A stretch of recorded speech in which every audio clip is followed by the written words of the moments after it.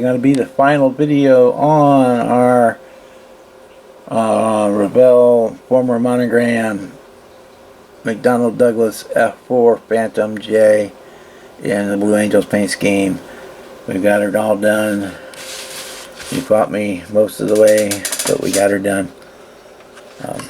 This guy is Spook, which was the unofficial mascot of the Phantom, and he ended up being designed and all for different outfits for all the countries and groups that, like the Thunderbirds, Blue Angels, and all the other countries that flew the Phantom.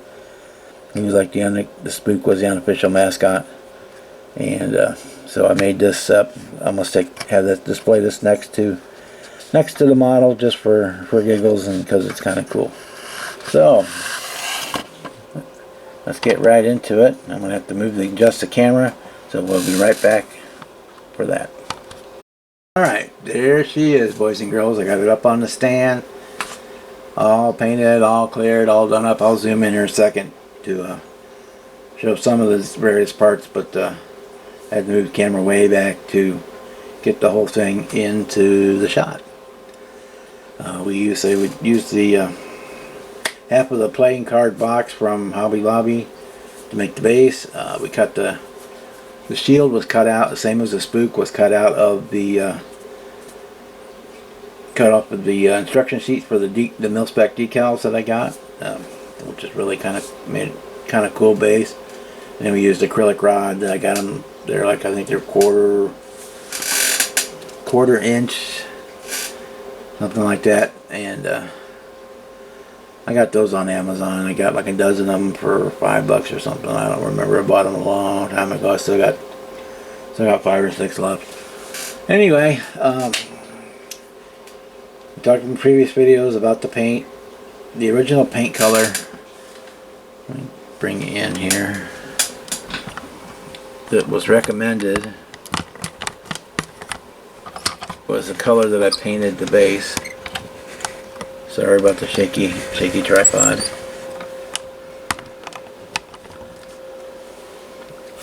Which was the recommended color for this kit from Tamiya, but to me, it's, like I said, it looked too gray, so we ended up switching and using the TS, I can't get to it right now, TS15, something like that, blue, which matched up to the Vallejo Deep Sea blue that I had in the model air paint.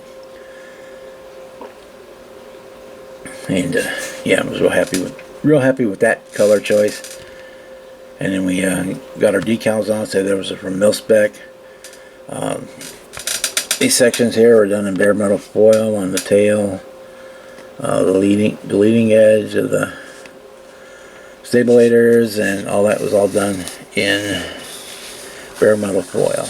Let me back you back up again so we can see the bottom. Crank you back up. There we go. So the decals went great on it. They give you a spare, 2 big patches of spare decal in that same ink, yellow ink, which helps because they're very fragile because they're super thin. They work great, but they're any super contours, heavy contours on the thing, if they had a tendency to crack at that point on the model. So it was nice that after I got them settled in, I could go back and cut little patch panels anywhere that had a crack from going over, like the texture of the landing gear or something where it would crack there, or when I had to go around various little spigots and spouts that stick out of the plane. We could cut a piece of that spare patch and lay another layer of decal right over the top of it, and it worked out really well for that. So that's our, and also on the decal sheet, I think I talked about it in the last video, but we'll go over it again. The things that were like here,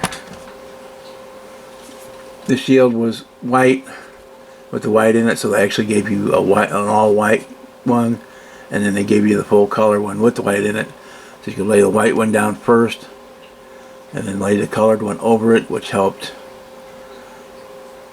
keep the blue from bleeding through the white ink. It didn't to begin with, but you know, so it wouldn't be off color. So that was really nice. I did that for all the super fine line or anything that had a white in it. So yeah, I was real happy with those. You see we've got our pilot in there. He's got his blue flight suit on, his yellow helmet, just like he would have.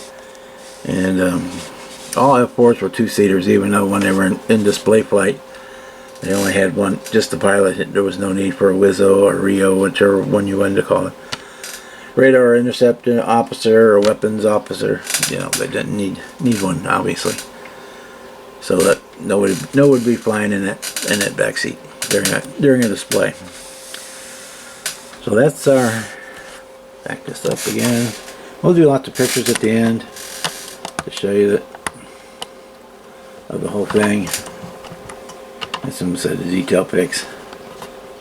But yeah, that's your Phantom. This was actually a gift from Jack, Scratch and Jack, over at Amazing Scale Modelers group, the Facebook group, and there's also a group on MeWe. This is where you can usually find him. But yeah, thanks Jack again for that. He sent me this kit a long time ago. I just finally got around to building it. Yeah, when we display it, we'll probably put the spook somewhere around in there, just to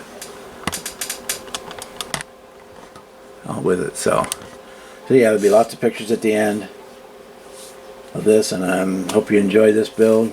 And I've got coming up next the deformed.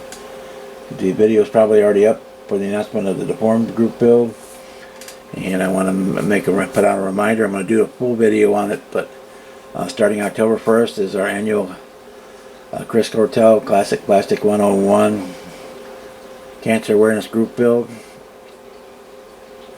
and I hope you can join in. You can build whatever you want, however you want it, just to share your story or your family story of our friend's story of